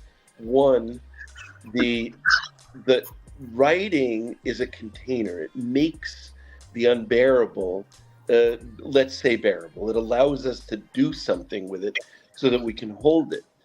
And then we're not part of the legion of people that go, oh, I can't. Mm-hmm. I can't. I don't watch the news. I can't. No, I don't watch the news much. But, there's an epidemic that holds, that's part of the reactionary system, which is, people saying, I can't bear this and turning away. And, and so the poetry, I think, and other arts, right? Other forms of art. Comedians are valuable. Helps us bear this. The last comment I'll make is that it's not that I already know everything that I want to say. It's that I'm also having discovery within the writing, like who I am in this. I'll give you one example. I was writing a piece that led me, I'll skip the details, but it led me to want to say something about growing up in Levittown, right? And so I did my research, and I'm like, holy cow, the embedded racism. I mean, the Levitts essentially wrote into their contracts for the houses they were selling that they couldn't allow people of color. Redlining, yeah. Right. The Redlining Hill. It was like, don't try it. Yeah. Yes, and so that really lent some important discovery for me, like what it meant that I grew up in one of those homes without knowing that piece of the story, how embedded all of this is, how shot through. Mm-hmm. It's everywhere. It's in everything. Intentionally. And Scott said it earlier. This is with intention. This is with full knowledge, and it is an extension. And it is working as it was written and created and intended to work. And we've had this conversation about every system that is in place, every system that was put in place to govern and deny is literally governing and denying. Yeah. And we had a wavy moment of I forget what it was. It was a conversation I was having, but either way, they were speaking about the complete destruction of government and, you know, all these things. I'm like, okay, here's a question, bro, sis. What you gonna do after that? So, you know, like, there needs to be something in place. I would not like to live in a society without police officers. I would just like some, maybe we get something new. We don't call it police officers, maybe we call it, but there's still gonna be some dang on enforcement and policing going on, damn it. Is, you know, we want some serve and protect. I want some serve and protect, yay. Mm-hmm. So let's figure what we can have that doesn't militarize and skew these minds to have them believing that every situation you enter is life or death, because it ain't, like some of them are, but some of them just really ain't. And we're so geared and trained to respond. I want to make it home. I'm going to make it home. Well, how about those people that are at home want to be alive when you leave? How about those people that are there when you come? They want to be there when you leave. Like, how about that? So I would love to explore what we can realistically put into place as that mindset and skew of instruction is deconstructed. I would love that. I would love to know what kind of structure will we have to have in infrastructure, what we have to have in place to help transition to something healthy. Because this ain't healthy. This is sickness and it is disease. And it is, in my notes, I put epidemic. You know, for me, this is an epidemic. And I would prefer that it not be endemic. It almost appears to be, but it's obviously epidemic, and I would even say pandemic, but I was speaking about America when I was taking my notes. So that's kind of where I'm at in that thought. It's 1:41. So I do want to offer you guys anything that's sitting with you, anything you want to share, and I will go with my lovely lady, Mahogany Soul, and then we'll toss it up to Scott, and then we'll come back to you, Russ. Anything on your mind, your heart about the things that we talked about, any ideas? And I guess we didn't touch that second question, so I'm just going to share those questions with you. Maybe I'll do a live on Insta and we'll do those questions. But anything, Mahogany Soul? Yeah, I mean, I've enjoyed this conversation so much, and I believe conversations like this, I think that is the other important thing about poetry, is that it doesn't just make you feel something, but it can kind of spark the conversation that'll turn into something more. You know, the influence is important, and influence is going to do what it does. So it's like, whose influence are we under? You know, are we ever under our own influence? Are we under the influence? But it's like, you know, and then when we look at the systems that we're arguing against, there has to be some sort of accountability. Like, either you're going to throw the whole system away and replace it with something better, and you already know how to. I think that's an important conversation that I have with a lot of people when we get into these conversations, is the idea of sovereignty and the ability to say that I am a sovereign. Everything that happens around me is affected by me.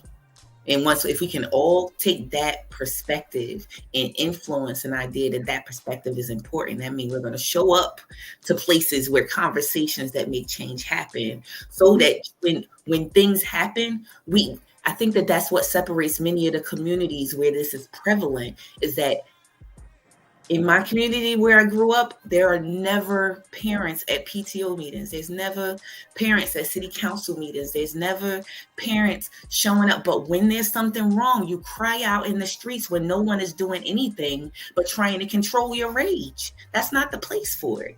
So either you claim into the system that you live into, or you're going to claim the sovereignty of saying that without anybody else and the absolution of any of these systems that I'm arguing with, I can protect myself, feed, water, and clothe myself. Otherwise, we need to address change in the system and not look at it as if it's a they. It's not a they. It's all of us that show up to a work with a badge and make decisions and handle money and are corrupted and aren't held accountable. And then it goes on and on and on to hell because they aren't accountable in these different levels where change is really affected. And we show up when it's time to get angry because that's the easiest emotion that we can share. But if we don't show up when, take some of these conversations and take them to, a lot of the poetry places that I show up, there's always activists in the room. There's poets, there's activists, there's museums, and you can sort into the same place. But we have to be responsible with what we say and understand that even the they conversation is teaching the hate that is bigger than yourself. And it gets to be bigger and bigger and bigger because there is no name or face that we can hold accountability with the same energy that we could hold ourselves accountable if we were trying that to. Part.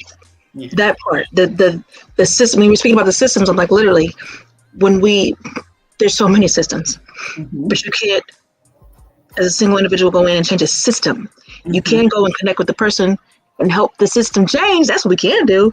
And I am not I fully agree with you. These parents need to have their tail out, and not just the parents, but especially the parents, but all the folks. If you are part of the community, then why not? Why don't you know who your mayor is? Why don't you know them by name?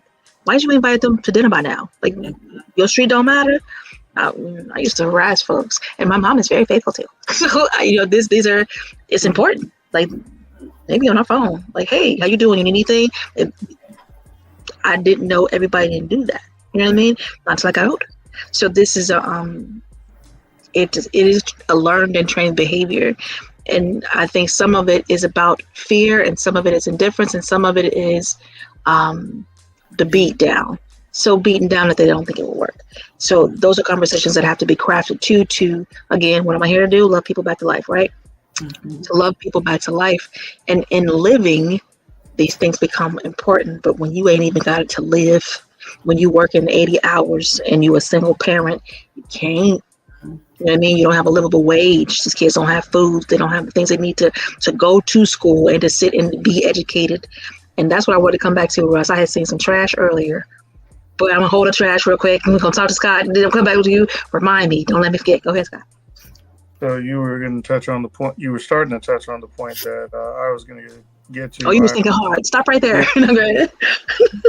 I mean, I agree a lot with what Mahogany Soul said there, but I also recognize the fact that one of the reasons why you don't see so many out there protesting is because they are already so deep in the trenches of life that it's hard to come up and out. But what I will say is this: the easiest way to protest is with your dollar.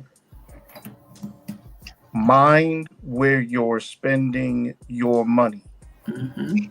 And if you are dissatisfied with something, someone, an entity, and I'm not just talking about business, I'm talking about government.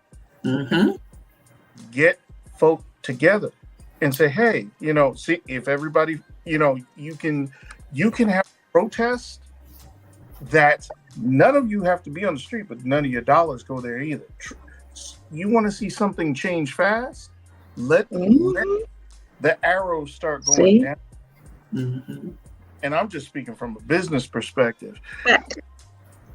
That is a huge thing that changes quickly because people may not like white or black, but they all love green.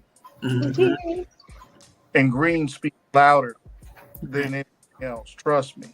So mind where you're spending your dollars and mind the power of your dollar and how a group of that can influence much. The other piece that I will say, especially to the poets who feel as if this is a closet activity, it's just something for fun, or maybe my voice maybe someone might like it, maybe someone will hear something, I don't know, blah blah blah. I want you to realize something. Laws are being passed right now not just trying but successfully stripping books. Yep. Oh, you said it before I did. Come on, say it some more. if the government is afraid of words, how much power do you really have in your pen? Write like someone is afraid of you. Write like the system is afraid of you. Write like you and your pen are the ones that could bring it all down with the next line. I'm hyped. Let's go, Scott.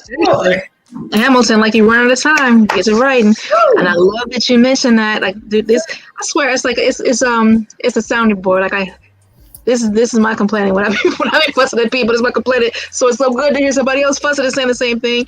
And you touched on something so powerful that I did not see earlier, and I will say now. When it comes to church, you folks who give your tithes and your offering. You don't have to go to the collector. Ooh, did we poke something? You folks to give your tithes and offering to people who don't give a rat's crack about you. I'm going to need you to wake up to what you're doing on Saturdays and Sundays in your places and your houses of religion. Do you go and see where your money goes? Because if you are not paying attention and you are supporting things you don't even freaking believe in, slow bunny, I'm going to need you to not. And I was a slow bunny. I was participating in this church, y'all. I didn't even know. And one day, I don't even know what it was, because they was giving us the end of the year thing every year. Only I was not reading it. And that particular day, I sat down and read. Lord have mercy. When I read what I read, I said, okay, okay, hold up. I don't even believe in this entity. And they were giving them buku dollars. Pretty large church, 3 services. We was doing some things. No. So there is a power in redirecting your funds. And if you need somewhere good, some good soil, I have Sanctuary Experience Ministries just for you. Come on here and support the real work that we do for victims of domestic violence, for people who are just lost in this world, for the youth who is struggling from trauma. Come on, run that money over here where we do the good, where we take folks for 3 days and love on them and love people back to life. Invest here if you're looking for some good place to invest your money. And like that little booklet, I'm gonna tell you where it went. Like, you ain't even gotta guess. This is where it went. Now, I do keep when it comes to the domestic violence victims, I do not share their names. That's just not to be done for safety's sake. But I send you a screenshot. Hey, you sent this, and this is where it's gone. Because ain't nobody playing. We ain't got time. Okay, great. I saw you raise your hand like we was in school. I was. You touched on something, and I think I'm going to say it in such a plain way, and I think I'll say it so that all the arrows aren't flung at you. If you go to a church and you've been going for years, and they have a building fund, and they build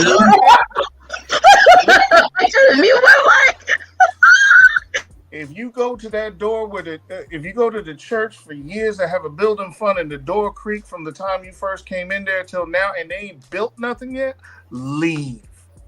I said it. Mine is closed. But tithing could be showing up someplace and doing a service. Tithing is 10%. Not just of your money. Your money. Right. That was great. Hilarious.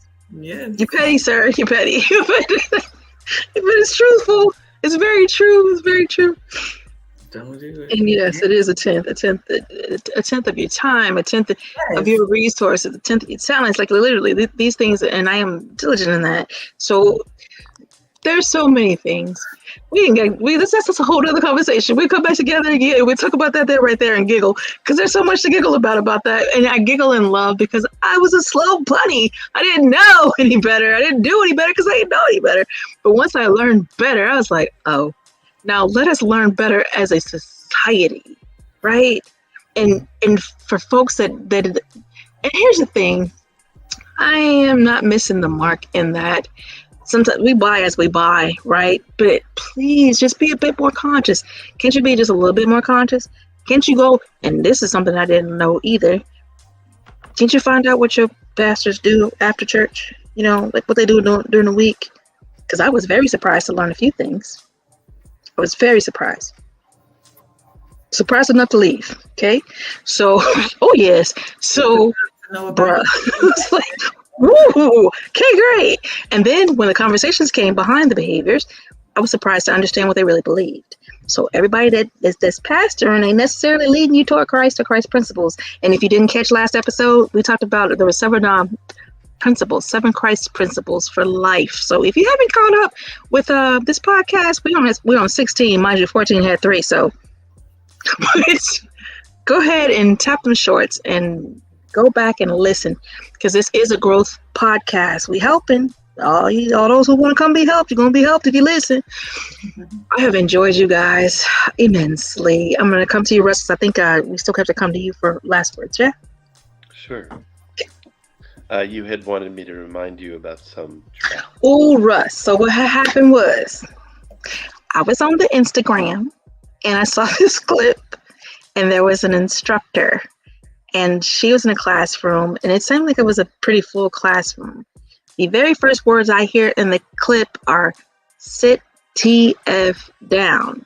What I witnessed with my eyes is I see the woman, a bigger woman, slam this kid into the chair, like literally forcefully yeet his tail right into that chair.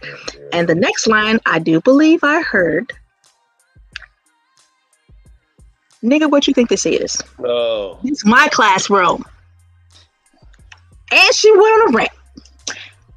And she said lovely things like, he was trying to fight a girl, I guess. And so she's like, "You hit girls?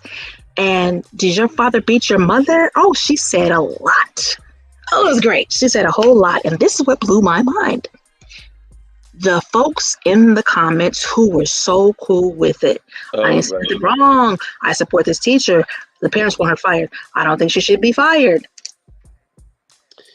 I was like, yeah. Listen, we would do well to understand the reality of how we're way less civilized than we think we are.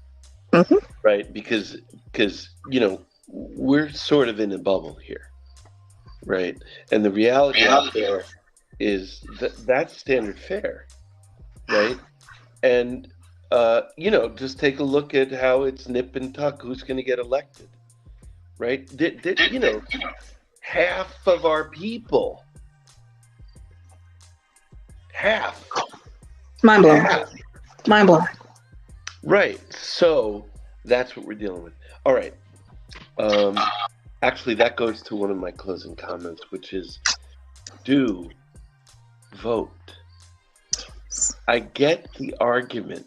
I get they're all corrupt, so why bother? I understand that.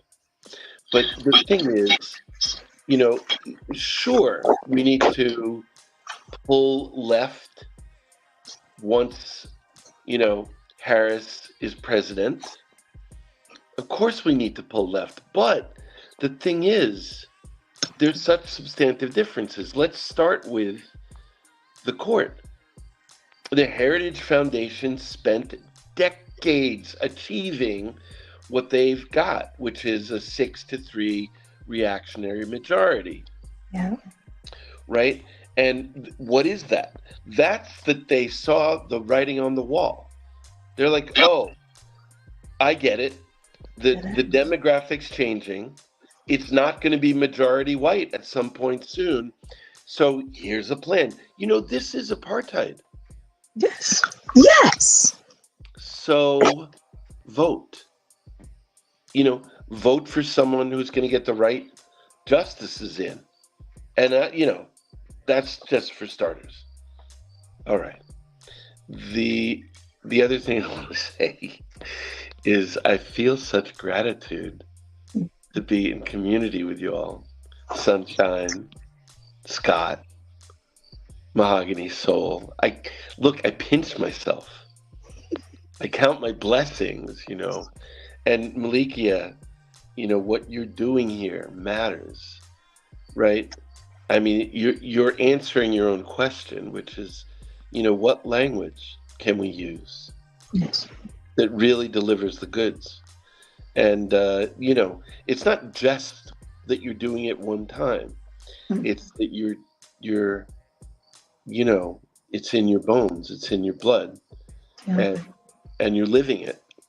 And this is, they say that revolution happens through these little nodes, these little pockets of people moving in the right direction, and then as this grows, the linking up of these nodes until it's a movement. And so I feel blessed to be part of this particular pocket right now. Last thing I want to say.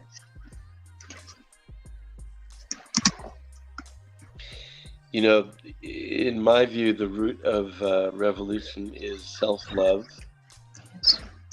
self-care, capacity for empathy. That's a huge one. And the way to improve capacity for empathy is to practice mindful attention. To just pay attention. If we're really paying attention to each other, then we feel empathy, because we're all subject to the human condition. And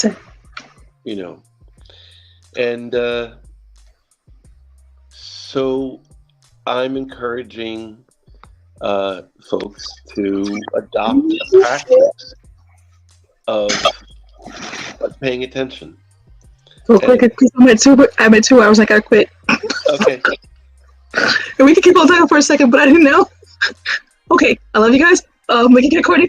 We're at 2 hours, and I've literally got to hit this button. You guys can stay put for a minute. I'm just gonna end the live. Oops.